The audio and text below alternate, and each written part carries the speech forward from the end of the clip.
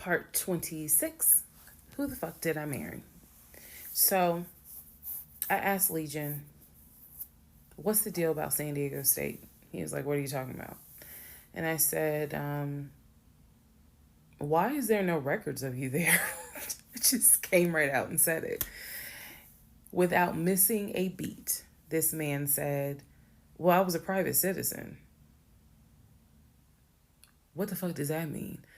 And what he said is that when he started at San Diego State, his father paid money so that, okay, it's important I say this with a straight face. His father paid money so that his name and social would not be publicized and he would be considered a private student, a private citizen. He said that he had a card where all he had to do was show the card. He does not have to give his name. He does not have to give any information because he had that card. He said so San Diego State would not have any record of him, but he was in fact a student there. I said, and you claim that you played football. He was like, I did play football. I said, so you're saying that the school did not publish your name anywhere and they were in violation of NCAA rules? And he was like, why are you asking all these questions? And I said, I'm just curious. I'm just curious. You're saying that you were a private citizen, but yet how were you in compliance with NCAA if you were a private citizen and they did not publish your name on any roster? So that was his excuse. He was like, all I can tell you is that I was a private citizen. My dad paid for it. Okay. So now I know that San Diego State has no record of him. Now I know that his social security number, at least the one that's on my background packet, only shows that he only shows that he lived in Georgia, Rhode Island, and Pennsylvania. Okay.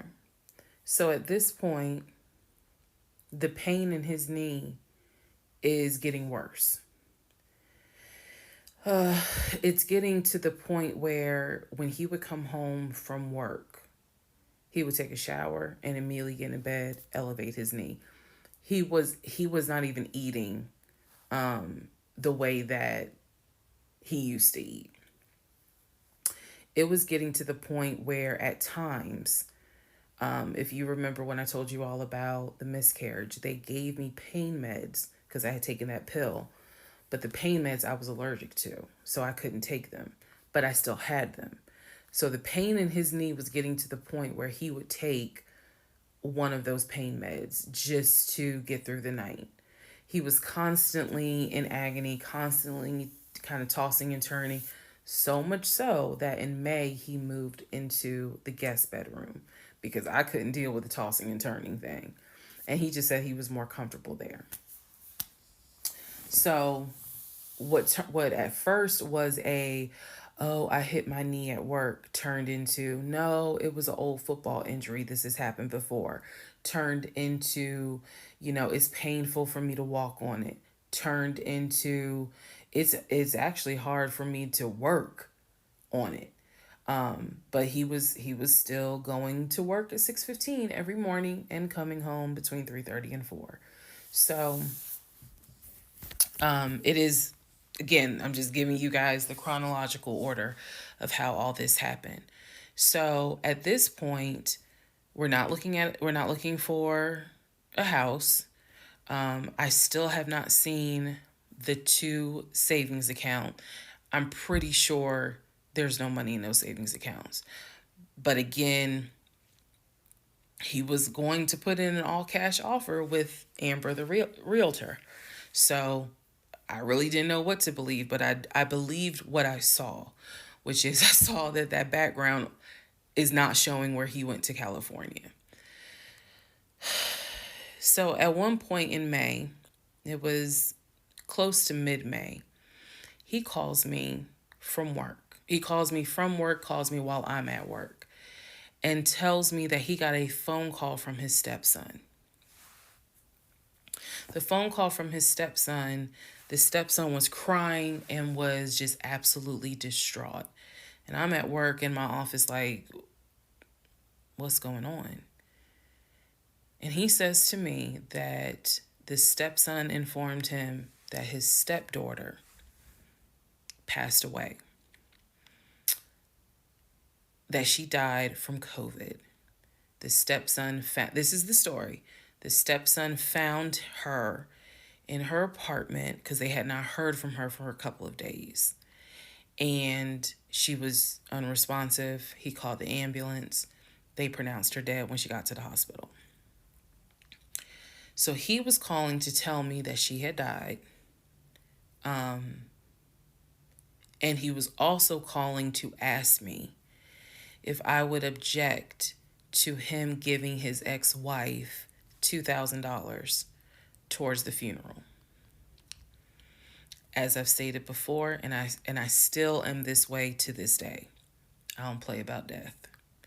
So when he told me that she died, I immediately went into the, all right, I'm sorry to hear that. Whatever we can do to help, let's help. Because surely nobody would make that up. So he was like, are you okay with that? He was like, we're married, and the agreement was that anything over $500 would be a discussion. So 2,000 definitely. And I said, yeah. I said, that's totally fine. I'm fine with that. He was upset because, again, he was close with the kids. And my heart went out to his ex-wife. It did, because I can't even imagine. I cannot even imagine. So, part 27, who the fuck did I marry? So, here's where we are at, and here's what we can establish. Number one, I ran an initial background check on the Social Security number that was on our marriage license. Nothing came back. I subsequently applied for another job. In that job, I had to fill out a background packet. The background packet asked for my spouse's name, date of birth, and his Social Security number. The Social Security number on the background packet for the new job did not match the Social Security number that he gave me for our marriage license. If you are confused, I believe it's in part 25 or part 26 that I explain that. So we can establish that I then ran a background check on the new Social Security number that was on my background packet. It came back with states that the Social Security number apparently had lived in. Those states were Georgia, Pennsylvania, Rhode Island. Okay. I decided, this is now around May 20th, I decided to do another background check. And I paid to do another background check. This time, I did it with a different company, and not only did it give me the addresses, not only did it give me the states, it gave me addresses, and it also gave me names of people who were like associated with Legion and that address. One of those names was his ex-wife. I've always known, he's always told me the name of the ex-wife, but now I see it when I ran his background. I did a search for her on social media. She was not there. So the address that it showed that she was associated with him, because remember, his story is we got married in San Diego, we lived in San Diego, we divorced in San Diego. Men lie, women lie. The U.S. federal government, with your Social Security number, does not. So he's saying he was always in California. His Social Security number never showed that he was in California, according to the background check. It did show that he had lived in Georgia at an address associated with the ex-wife. So tried to find the ex-wife, could not find her on social media. So I looked in the metro counties to protect her identity. This, I am going to not divulge a lot on this part. I looked in the metro counties, in the open record courts. So typically, you can look in like Superior Court or Magistrate Court or Probate Court. So I looked in open records for the different counties, metro Atlanta counties. Let me be clear, metro Atlanta counties.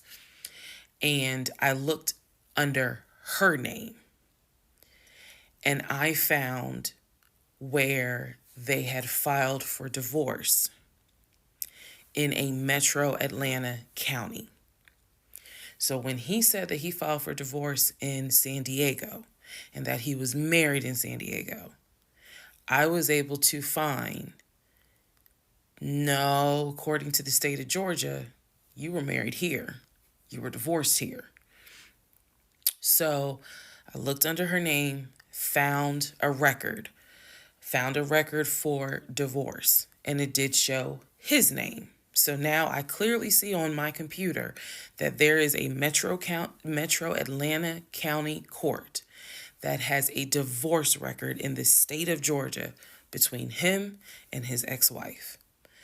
So I did what any rational person would do, because this is still kind of COVID time. Well, not really. It had nothing to do with COVID. Let me take that back. Because of the parameters of the court, you can only do the open records request in person. I did what anybody would do. I told my boss I had to go. I grabbed my purse, grabbed my keys, and I drove to the court to do the open records request in person. The open records request was for the divorce documents. Go back in the series, and remember, I did a background on the ex-wife. I told you all exactly what was told to me. He met her in California. He married her in California. He divorced her in California because she cheated on him. He filed for divorce. She tried to get spousal support. It was going to be a little ugly. He was helping her with the kids. That was the story that was told to me. So went to the court, filled out the paperwork, got the open records request for the divorce decree, for the divorce records. First thing I see, he didn't file, she did. Second thing I see, they didn't make it more than 6 months. I see the date of marriage. I see the date of dissolution, 6 months. Third thing I see, he was served in Metro Atlanta, which means that at the time of the divorce, he was living in Metro Atlanta. California was never mentioned. Fourth thing I see, he filed what is called a pauper affidavit. If you don't know what that is, I'm going to do my best to explain it real quick. Basically, he filed an affidavit with the court saying that he is so poor, he could not afford the fees to pay for a divorce. He couldn't afford a filing fee. He couldn't afford a service fee. That is what a pauper affidavit is for. All of this is in the divorce documents. She had filed. She said it was irreconcilable differences. She was not requesting any money whatsoever. And both of them had signed a pauper affidavit. He was served in Georgia at his previous employment. According to the divorce documents, he was served at like a grocery store. That is what was listed as his employer. And it had a date of when he was served. So I see all of this in one day. I also see where on the divorce documents, she listed her name, her address, and her phone number. So I did what any rational person would do. I wrote down the phone number. There was a 50-50 chance that the number was already disconnected. She could be like me. I'm one of those people. Honey, you can sneeze at a 27-degree angle. I will change my number so quick, you ain't even know what hit you. You can talk to me at 5 o'clock, and at 5:05, my number has been changed. So she could have been like me, and the number is not even active. Or She could be like some people I know who have kept their number since kindergarten. Either way, I wrote the number down. I left the court and I immediately went back to work. And the same friend who helped me when I had my miscarriage, I told her, I was like, I got this phone number. This is the ex wife. She was like, girl, you better call. You better call and find out from her. Because can't no, I think she said to me, can't nobody tell you what is going on quite like the ex wife. So, part 28 is the phone call that I had with the ex wife. Part 28 of Who the Fuck Did I Marry? So, I had the phone number, went back to work. My really good friend was like, you better call her. You can use my phone, but call her. So I called her. She answered. I'm going to use aliases. And the conversation went like this. May I please speak with Barbara? This is Barbara. Barbara, this is Shirley. Shirley who? This is Shirley Jones. I am the wife of Legion. Silence. Then she starts laughing. And she said to me, and I quote, if you were calling me, then I know it's bad. I chuckle and I said to her, I'm not trying to bother you. I'm not trying to disrupt your life. I said, I am literally coming to you on some woman to woman shit. I said, because you are probably the only person who can help. She listened. She was gracious. And she said, what is it that you need to know? Or what is it that you want to know? And I said, I understand that you and my husband talk and communicate. And she immediately said, what? No, we don't. And I said, okay. She said, one thing you need to know about Legion. She said, whatever he tells you, it is a lie. And she said, again, let's go back to part 1. I told you guys that when he introduced himself or when we met, we actually had matched on 2 different sites.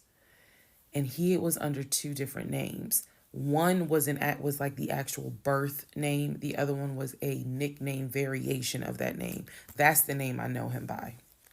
So for example, if his name was Matthew, he had a profile under Matthew, and then he had a profile under Matt. I would have known him as Matt. So she said to me, she was like, I don't even know who Matt is. She was like, that's not even his name. And so I knew what his actual government name is. She was like, no one calls him Matt. She was like, that must be his new personality. Or she was cracking a joke, but she was like, anything he tells you, you need to know is a lie.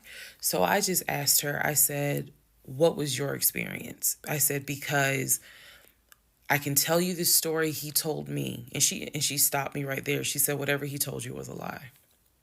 She said, let me guess. He told you I cheated on him. Let me guess. He told you that I wanted money from him. And I said, yeah. And she said, yeah, that's a complete lie. So we had a conversation where she told me how they met. They didn't meet online or anything. I said, well, were you guys ever in California? She said, no. She's like, she was like, that man ain't never been past the East Coast. So I said, okay. So you guys have always been in Georgia? And she said, yeah. She's like, we got married in Georgia and we got divorced in Georgia. And that's when she asked me, how did you even get my number? She said, because I want nothing to do with him. So how did you get my number? And I said, I'm gonna tell you the truth. It ain't gonna make me look good. I told her, I said, this is what happened, and this is what led to me doing research, and this is how I got your number. And she laughed. She was like, wow. She said, she was like, normally I would be freaked out. She said, but under the circumstances, she was like, wow, okay. She said, yeah, if you're calling me, then it must have gotten pretty bad. She said, so what did he promise you? And we talked for about 35 minutes. She asked me in that phone call, she said, look, I want nothing to do with him. I have not spoken to him since our divorce was finalized. She said, so I would just appreciate if you keep me out of whatever's going on with y'all. And I told her, I said, I give you my word, I will never tell him I spoke to you. I said, I give you my word. I said, this conversation is for me. It is not for me to use in any sort of legal litigation, nothing. This is for me. And I said, I don't plan to call you again. I don't plan to be a disruption in your life. I just needed to know, how bad is it? And she paused and she said, it's bad. She said, I don't know what all y'all got going on. She said, but if it's anything like what it was for me, it's bad. So we talked a little bit more. She was very encouraging. She was like, girl, do not blame yourself. She said, I went through that and I had blamed myself. She was like, this is not on us. This is on him. She was like, he is a master liar, a master manipulator. She said, I ignored the red flags. So she was like, do not feel as though this is on you. We talked about there's an ex-girlfriend that shares the same name as his aunt. She and I talked about her. She said the reason why they broke up, because the ex-girlfriend, I didn't know this, the ex-girlfriend had reached out to her about 6 months before he met me. And so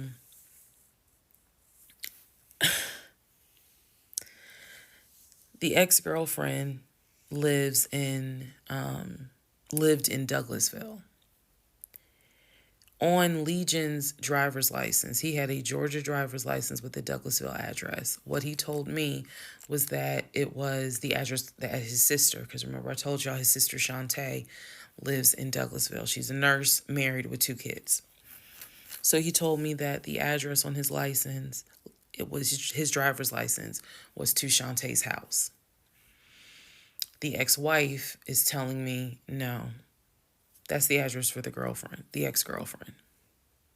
He had moved in with her and he created this whole narrative with her.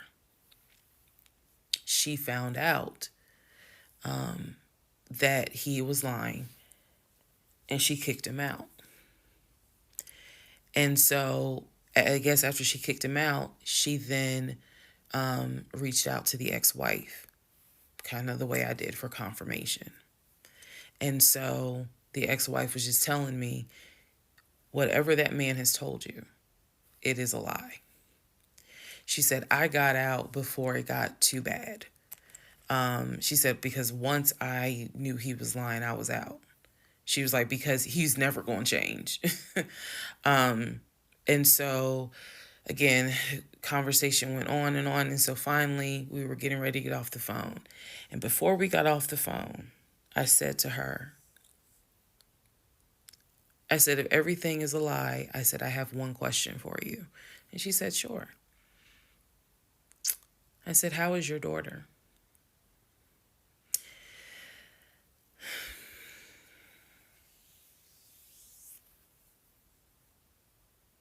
I said, how is your daughter?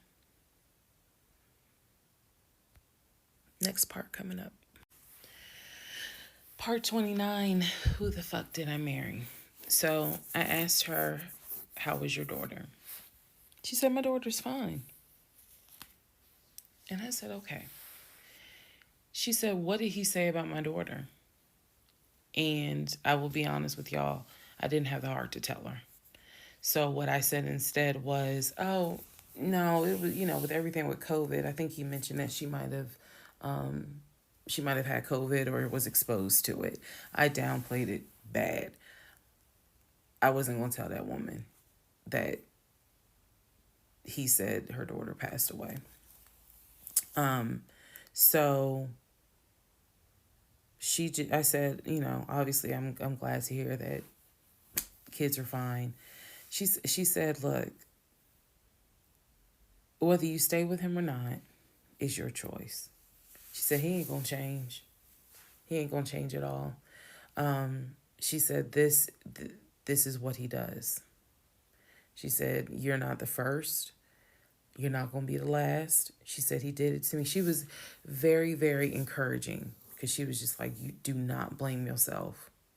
She said, we both ignored red flags, but it is not your fault. She said, this is on him. And so we, once again, I thanked her for her time, got off the phone. I took the long way home that night.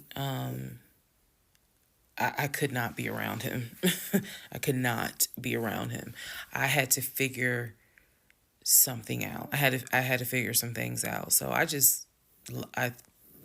took the long way home. What does that mean? It means that I probably could have taken 75 to 285, but I probably took 20 to 75 to 285 to 675 kind of like I just took the long way home. A couple of days later, because my mind was spinning. A couple of days later, at this point, I'm turning into the FBI, CIA, and Homeland Security all in one. Literally. I'm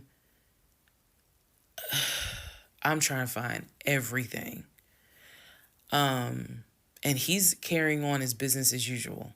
Nothing changed with him. He had no idea that I had spoken to the ex-wife. He had no idea I had gone to the court and saw his divorce documents. He had no idea. So a couple of days later, I decided to look up his mother's obituary. Look up the mother's obituary. And down at the bottom where it talks about, she's preceded in death by, and it lists all the people, the family members that died before. And then it says, leaving behind to cherish her memory.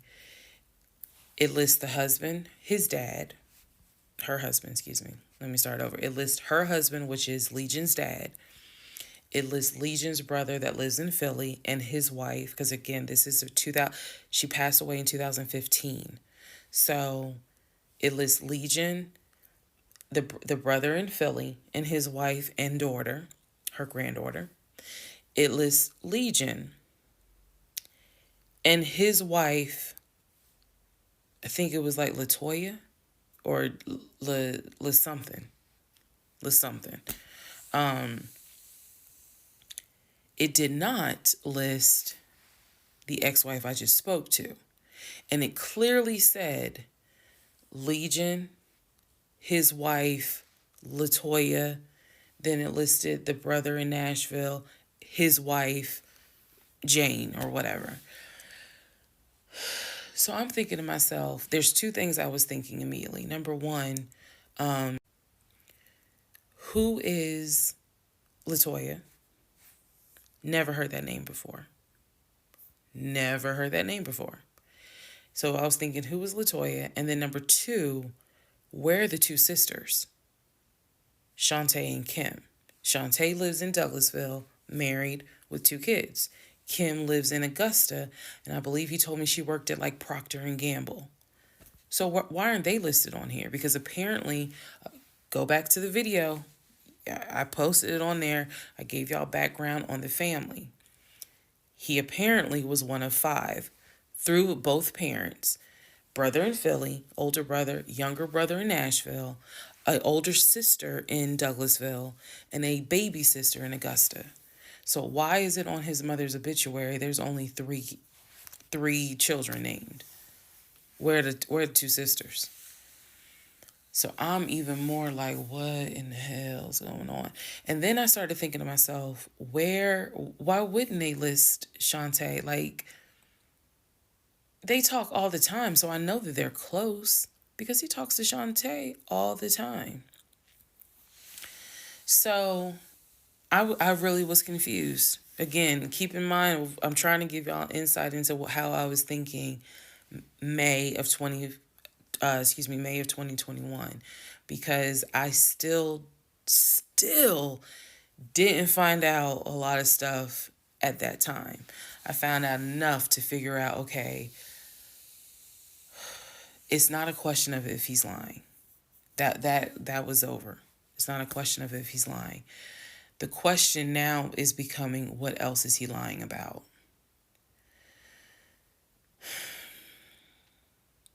So we had the phone call with the ex-wife. Now I see an obituary that apparently there's another wife. I know on our marriage certificate, it only states he had one previous marriage. I had 0, he had 1. So this is how I'm thinking in my head, which is, okay, what am I missing here? I know we've established that he's lying, but who the fuck is Latoya? Like, I'm really trying to understand who is Latoya. And again, he's hobbling around the house, limping, and I'm in our bed, well, in the bedroom, just, I mean, I could not get on Google fast enough to try to figure some stuff out. So,